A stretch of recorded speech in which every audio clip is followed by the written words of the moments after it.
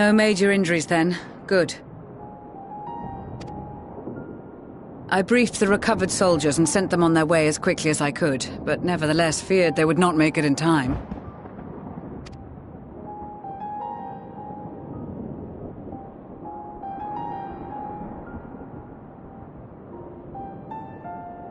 The additional support was invaluable. Your men saved more than a few lives.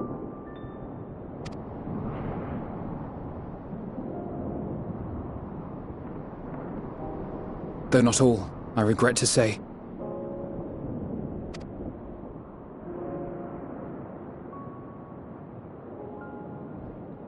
I take it that I'm addressing Lucia Junius. I'm the Forum's envoy, Fortuneau Leveilleur. And you are owed an explanation for these most dire developments.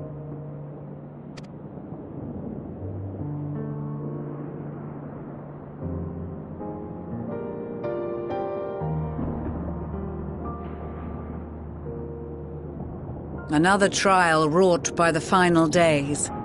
I was beginning to suspect as much. You doubtless feel some consternation having been forced to abandon your original plan. But trust me when I say you were right to send the refugees elsewhere.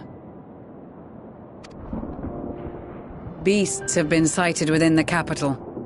Perhaps it was a stroke of grim fortune that the population was decimated beforehand, as they've yet to appear in any great number, but in time. In any case, Maxima leads the remainder of the contingent in an effort to cull the creatures and evacuate the populace as we speak.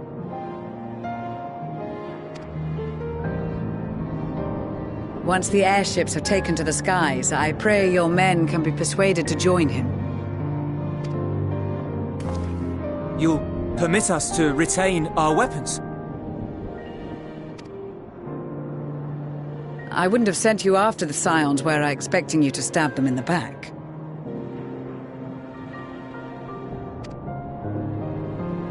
And I, for one, would not consider past transgressions more relevant than future contributions. Regardless of the circumstances that saw us at odds before, we need men of courage now, more than ever.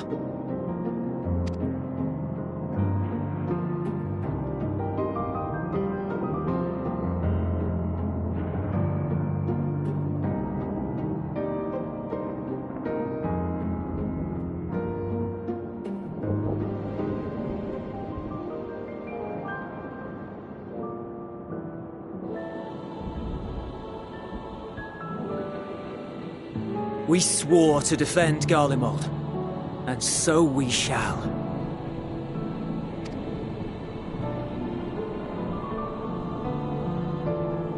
It seems you have everything under control. You will excuse me then, for mine own duties await. A moment, Master Fortuneau. You did desire to express your appreciation for services rendered, did you not?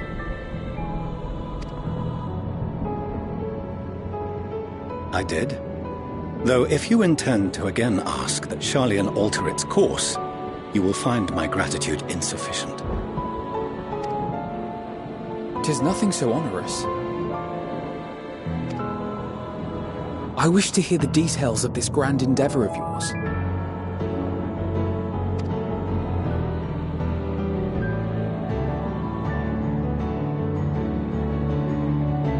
Do you swear to listen and to learn, and not to embark upon some scheme to impede us? I swear.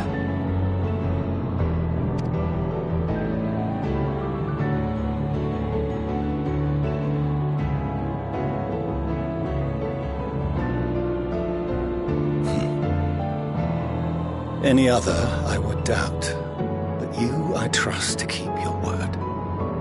For not once have you broken it. Very well. I will request that the Forum make you privy to our plans.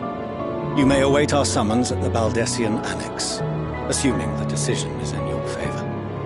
Does that suffice? It does. You have my thanks. Excellent. You can regale us with tales of your most recent sojourn to the First while we wait.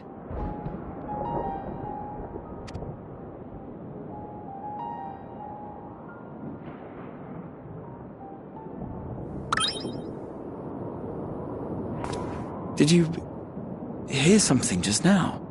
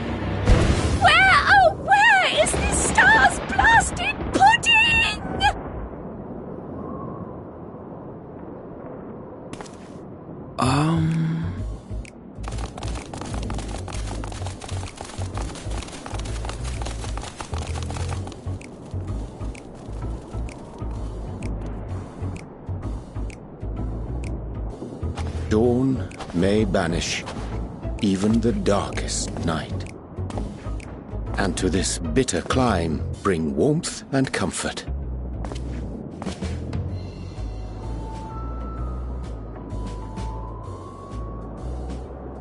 'Tis heartening to see such an assembly upon my return. I thought often of you whilst I looked down upon our star's brilliance from the moon above. Yes, but what are you doing here? And dressed like that? Aren't you cold? Verily, I fear for my health should I proceed to expound upon our purpose ere I procure more suitable garments. Then allow me to summarize. We're here because none of you lot are up there. Nor has anyone deigned to send word about any changes in the plans. It's rude, is what it is. At least that's what I thought at first, but then folks got to wondering if you weren't in a spot of bother, so we decided to take matters into our own hands. Come down here and help, if our help be needed. So she says, but it's also something of a convenient excuse to visit Etheris. Oriange made it sound absolutely marvelous. More so before the impending doom, but still. And it's not like there will ever be a better time. What with the aforementioned doom? Marvellous, they say, yet not an ounce of pudding to be found. I must suffer Oriange's inferior works no more. Hey! Maybe consider the plight of present company before you go blathering on about pudding and doom? Ahem. As I was saying, should you require any assistance with whatever, we are at your disposal. We were born from Heidelin's love for the lives of this star, so naturally we would much prefer to see them continue.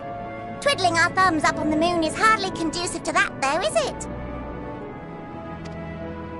Aye, not when you've all got such precious thoughts and feelings and hopes for the future deserving of more active preservation.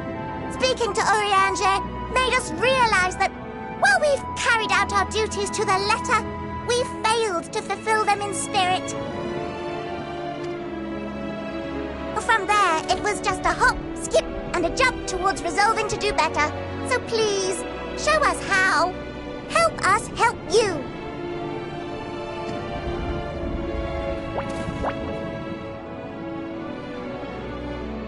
Forgive me, but are they... Thy distant collaborators, indeed. Hail, fellow, well met. You'd be a member of the Forum, would you? It's an honor and a pleasure to meet you at last. I'm Livingway, Heidelin's right paw. That last bit is very important. As am I, if I may humbly say so myself.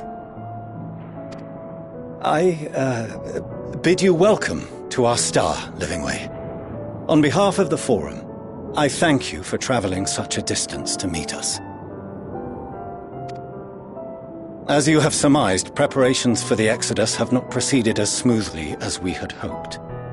I should be happy to personally escort you to our headquarters in Sharlayan, where you may advise us as you deem fit.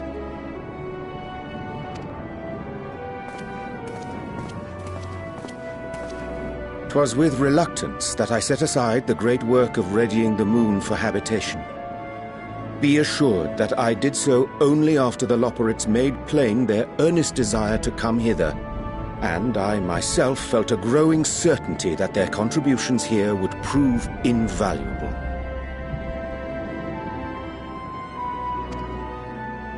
"'Tis trite, perhaps, but I followed my heart.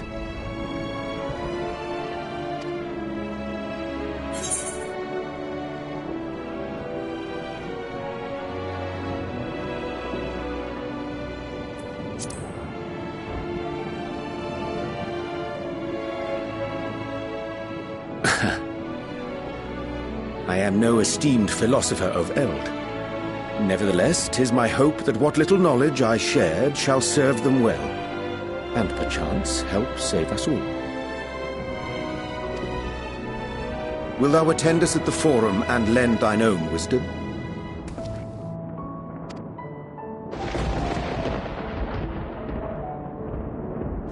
If that's all quite settled, can we start moving before Urianger catches his death? Even I'm freezing out here. Oh, I dare say you'll warm up quickly once you're aboard the airship. Sat shoulder to shoulder with our fur-covered friends.